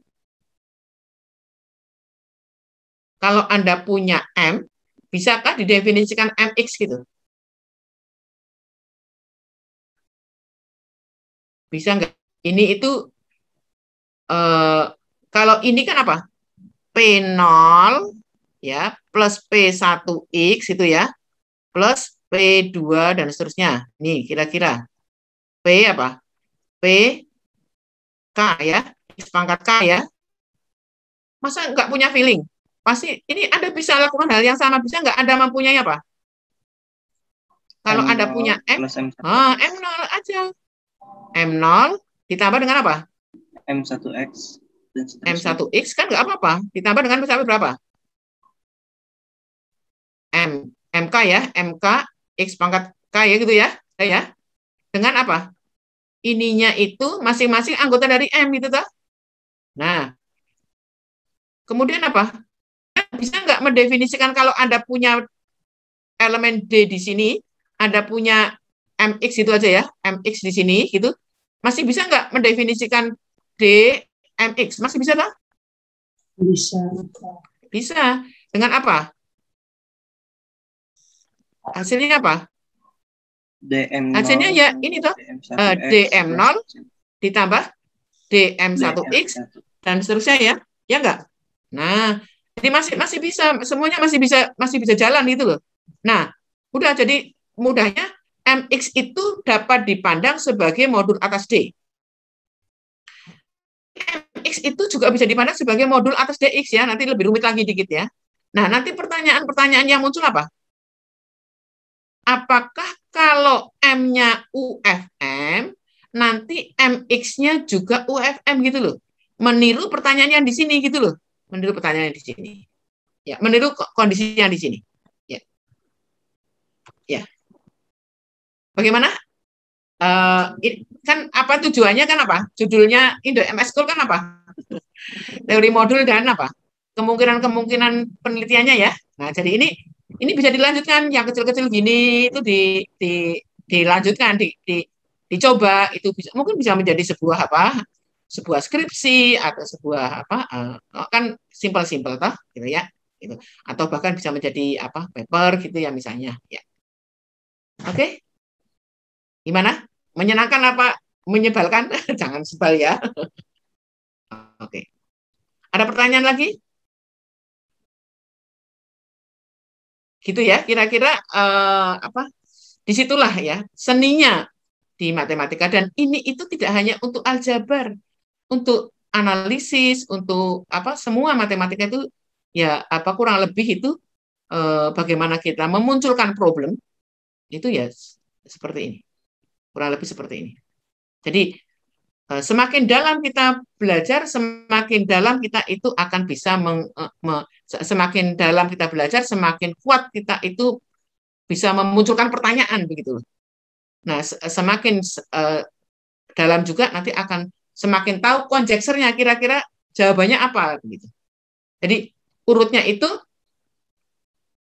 ada suatu kasus, ada fenomena, kemudian memunculkan pertanyaan, kemudian melakukan dugaan bahwa pertanyaan itu akan bisa dijawab apa enggak begitu ya. Kemudian nanti kalau sudah menduga, kemudian mengotak-atik gitu loh. Mungkin dugaannya itu berdasarkan contoh, dugaannya itu berdasarkan yang lain gitu. Ya. Masih ada lagi? Yuk, kita bikin. Saya memang tidak ini saya mengajak diskusi di belakang ya, karena sulit kalau di tengah tadi. Ya, karena ceritanya harus utuh dulu selesai, baru nanti adik-adik akan bisa bertanya ya, bisa memunculkan pertanyaan seperti Mas Saifullah tadi. Nah, kalau mungkin ini Mas Musa mungkin dipancing-pancing pertanyaan, mungkin kalau gimana Mas Musa? Di sini di chat ada pertanyaan Bu dari Mbak Caroline. Ya, gimana Mbak Caroline? Bu, saya ingin bertanya, apa yang dimaksud dengan modul integral multiplikasi? Jadi modul integral multiplikasi gini loh, ya. Jadi ini itu dulu kalau ini ada M gitu ya, kemudian ini ada R gitu ya, ini, kemudian kalau Anda punya I gitu ya, Anda punya I ideal, nanti akan bisa dibentuk, kalau Anda punya N gitu ya, Anda akan bisa membentuk IN. Nah, ya, Anda akan bisa membentuk IN gitu. Nah, IN ya. IN itu apa? IN itu adalah jumlahan ya. Jumlahan hingga antara elemen di mana? AI, terus apa? NI gitu ya. Dengan apa? AI di dalam apa? R dan apa? NI di mana? Di dalam N gitu ya. Nah, nanti bisa Anda tunjukkan bahwa IN ini akan merupakan suatu submodul juga ya. Gitu? Selisih dua elemen berbentuk seperti ini kan akan berbentuk seperti itu lagi. Hasil kali elemen di sini dengan elemen berbentuk seperti ini kan seperti itu lagi. Nah, modul multiplikasi itu adalah modul di mana setiap idealnya, setiap submodulnya dapat dinyatakan dengan bentuk ini gitu loh. Jadi M, begitu ya Mas Musa ya? saya takut salah nanti. Sudah lama sekali ya. Oh iya, modul multiplikasi ya Bu ya. Ya, M multiplikasi ya, multiplikasi modul kalau untuk setiap S bagian dari apa? Setiap submodul S di dalam M, nanti S itu dapat dinyatakan sebagai apa? IN. Untuk suatu apa? Untuk suatu submodul N gitu ya. Begitu ya kalau nggak salah ya. Pokoknya IM. Oh iya maaf. Oh betul IM. Jadi setiap betul ya, bukan N ya. Jadi setiap S dapat dinyatakan sebagai IM gitu ya, IM. Nah, nanti seperti tadi, sehingga kalau Anda mempunyai IM, kemudian Anda mempunyai JM, itu Anda bisa mengalihkan itu loh. Jadi kalau Anda punya S1, Anda punya S2 gitu loh Mbak Caroline, Anda bisa membentuk S1 dikalikan S2, ini definisinya IJ ya, IJ dikalikan dengan M gitu ya Mas Musa ya. Saya udah lama banget soalnya sudah lupa. Ya gitu ya. Nah, ya kurang lebih seperti itu Mbak Caroline.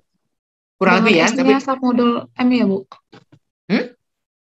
Dan S-nya submodul M berarti Bu. Ya, jadi nanti dilihat lagi ya. Saya takut salah, tapi dugaan saya bahwa M disebut modul multiplikasi ya.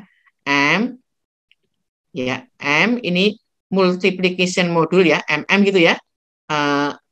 By definition itu adalah kalau untuk setiap S submodul ya, submodul di mana M, dia dapat dinyatakan sebagai S-nya itu sama dengan apa?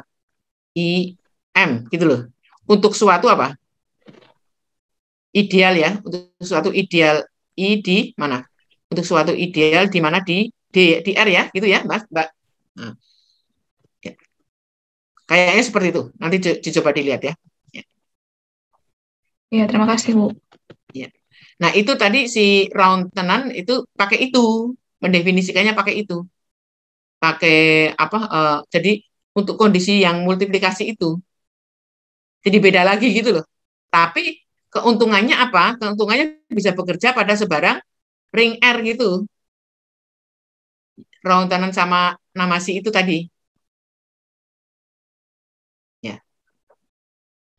Jadi keuntungannya seperti itu. Jadi satu ahli dengan ahli yang lain itu bisa memberikan definisi yang berbeda. Itu berdasarkan mungkin ya pengalamannya dia, toh. Kalau Pak Maru kan mungkin bisa ke sana karena beliau banyak bekerja dengan V operation ya. Tapi nanti juga ada star operation macam-macam ya, begitu. Ya. Makasih pertanyaannya, Caroline. Ya.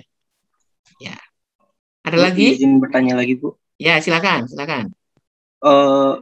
Berarti untuk definisi UFM dari lu sama dari yang runtan Namazi itu, dia kira-kira lebih lebih umum yang mana ya, Bu ya? Lebih Ini loh, general. kalau yang lu itu kan elemen wise. Nah, kalau elemen wise itu dia mensyaratkan D-nya daerah integral gitu loh, Mas. Supaya tidak mengganggu adanya pembagi nol itu loh. Kalau bukan daerah integral kan mengganggu itu. Ya. Nanti ada harus ini ya, nanti kapan-kapan dilihat mengganggunya di mana toh gitu loh. Ya, Anda harus mau bertanya, jangan ibu yang menjawab di sini. Anda harus berani bertanya, ganggunya di mana toh itu? Ya, ganggunya kalau pada saat apa? Pada saat apa? Mengapa terganggu itu? Pada saat D-nya tidak. Mengapa pada waktu mendefinisikan unique factorization domain, mengapa diambil kondisi di mana D-nya itu daerah integral gitu? Itu nanti Anda harus berani mencoba melihat ya lebih jauh. Nah, kalau yang Roentgen itu ya, itu dia itu menghindari D-nya daerah integral, bukan mungkin dia menghindari kan kayak sengaja ya. Dia itu pokoknya bekerja pada yang umum aja, tapi melalui gitu ya, melalui modul apa? Multiplikasi. Gitu. Kalau Pak Maru tetap pada daerah integral dan apa? Modulnya yang bebas torsi gitu. Atas daerah integral gitu. Ya, ahli itu kan mencoba mengangkat suatu konsep bagaimana supaya konsep itu well defined begitu. Konsepnya dia gitu. Ya. Oke, terima kasih Saifullah. Ya, terima kasih, Bu. Ya. Jadi mana yang lebih kuat, mana yang lebih itu karena berbeda ya variabelnya ya. Variabelnya kan ada dua toh. Modulnya sama daerah integral sama R-nya toh. Modulnya sama R-nya. Nah, ini berangkat dari mana ini gitu. Makanya saya tidak kalau yang ini tuh kalau yang mungkin untuk adik-adik ya, yang lu itu menjadi tesisnya Mas Yudi ya. Mas Yudi itu nanti kalau Anda lihat tesisnya Mas Yudi. Terus kemudian kalau yang Roentgen itu Konita Pak ya, Konita, saya kira Konita. Terus kemudian kalau yang Pak Maru ini menjadi bagian dari diskusi kita, ya, diskusi kita dengan Pak Maru itu sampai sekarang masih ini dan ini sudah menghasilkan beberapa. Salah satunya ya hasil diskusi kita ya, salah satunya Mas Musa ini gitu. Kalau Mas Saifullah itu hasil diskusi dengan Pak Fred, kalau Mas Musa ini hasil diskusi dengan Pak Maru ya, dan juga Mas Iwan ya, Mas Iwan. Ya. Ya. Jadi kalau suasananya seperti itu, monggo. Ya. Kurang 1 menit lagi ya.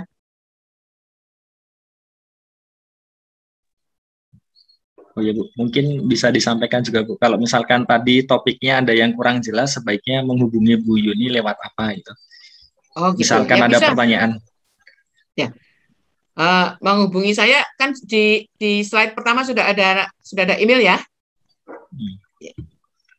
Ya, sudah dari di slide pertama sudah ada email saya ya. Swahyuni itu ya. Saya kira feel free aja ya, Adik ya. Yang seneng aja gitu loh, nggak apa-apa, nanti mungkin kan bisa kalau ada, pokoknya sangat terbuka, silahkan kirim email, juga bisa kirim WA ya, WA-nya kan ada di grup toh, kan ada nama saya di situ ya. Ya, kalau mau email ya itu, kalau mau WA ya. Begitu Mas Musa, mudah-mudahan ini menjadi penutup yang baik ya. Jadi dari awal selama sekian minggu bergumul dengan teori modulnya. Kemudian kemarin ada dengan Mbak Naimah yang kaitannya dengan representasi lah. Kalau yang teori representasi itu, yaitu bedanya dengan yang hari ini, itu kalau representasi itu yang diganti ruang vektornya gitu loh. Kalau ini idenya dari R dipandang sebagai modul atas dirinya sendiri, kemudian diangkat ke sembarang modul atas R gitu loh. Ternyata di dalam pembatasan-pembatasan seperti itu. Dan ini banyak loh ya, Dede ya. Tidak hanya ini. Jadi kalau Anda di R itu mengenal modul, mengenal apa? Istilah ring reguler ya. Ya enggak? Ring reguler itu yang apa, Dede? Masih ingat enggak? Suatu ring dikatakan ring reguler kalau setiap elemennya merupakan elemen reguler. Elemen reguler itu apa?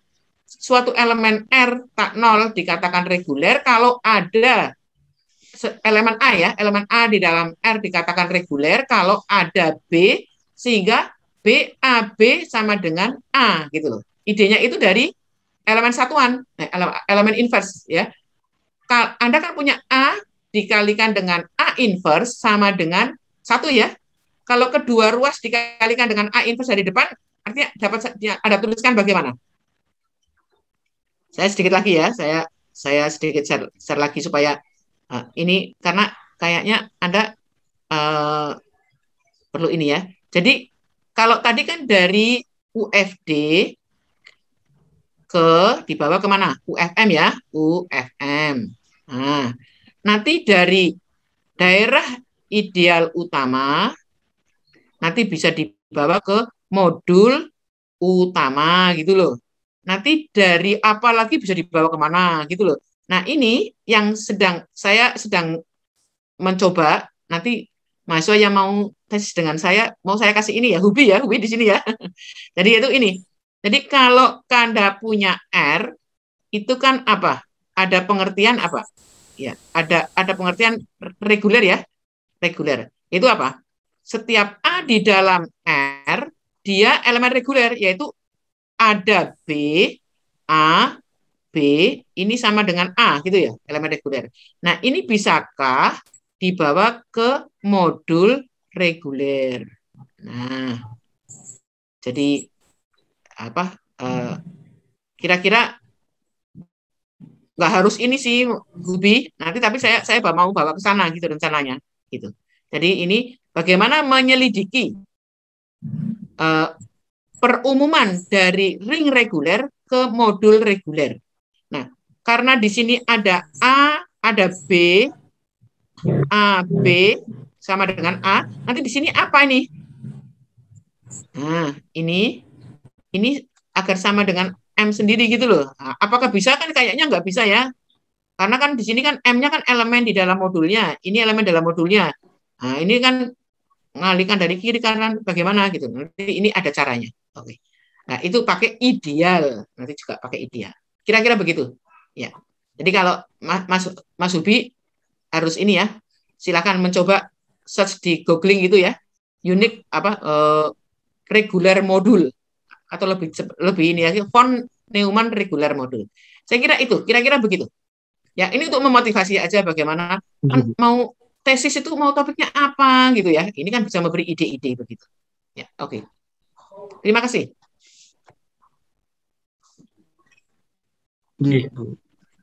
Ya, Mas Ubi mau menanggapi dulu mungkin. Mas Ubi belum diajak bicara sama saya sudah ajak di sini. Ini karena apa? Untuk memberi ide kepada teman-teman yang lain ya, bagaimana kita itu memunculkan ide.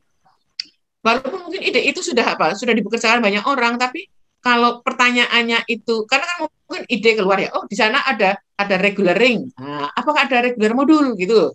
Nah ya tangan Anda ke googling gitu aja, regular modul, nah, nanti akan banyak, gitu. Misalnya seperti itu, kurang lebih begitu. Mudah-mudahan bermanfaat ya. Ya, di sini ada banyak teman-teman kolega yang sudah jadi dosen juga kan harus menghadapi permasalahan keterampilan membuat problem solving ya, keterampilan problem solving. Oke. Saya kira itu Mas Uha, waktunya sudah ini ya. lewat. Tidak apa-apa, Bu. Ya, ya. Oke, saya senang itu ya adik-adik bisa berkumpul bersama-sama di sini gitu. Nah, ini termasuk mahasiswa matrik atas ring tadi saya kasih tahu. Matrik atas ring itu ya generalisasi. Kalau Anda di ALE, di aljabar linear elementer, di aljabar linear, Anda bekerja pada matrik atas bilangan real atau lebih umum lagi matrik atas lapangan. Bagaimana kalau lapangannya diganti yang umum yaitu ring dengan elemen satuan yang komutatif. Kalau tidak komutatif rumit ya, janganlah. Matrik atas ring komutatif dulu aja bagaimana. Nah, itu menjadi mata kuliah di UGM ya. Itu kira-kira seperti itu. Di situ kalau kita bicara matrik atas lapangan itu kan koneksinya dia dipandang sebagai transformasi linear dari Fn ke Fm ya. Nah, kalau matrik atas ring itu bukan dari ruang vektor ke ruang vektor, tapi dari Rn ke Rm gitu. Wah, berarti butuh apa? Modul begitu. Jadi kalau ada yang bertanya, untuk apa tahu perumuman dari ruang vektor ke modul, salah satunya itu adalah kita nanti akan bisa bekerja pada kasus-kasus yang lebih umum, salah satunya matrik atas ring ya. Matrik atas ring kan banyak sekali. Matrik atas Z6, matrik atas matrik mudahnya matrik atas polinomial itu kan banyak bermanfaat. Demikian Mas Uha, terima kasih. Mudah-mudahan bisa diserap ya. Sekali lagi terima kasih ya Bu Sri Wahyuni dan juga Mas Musa yang sudah memandu untuk yang kuliah pagi ini.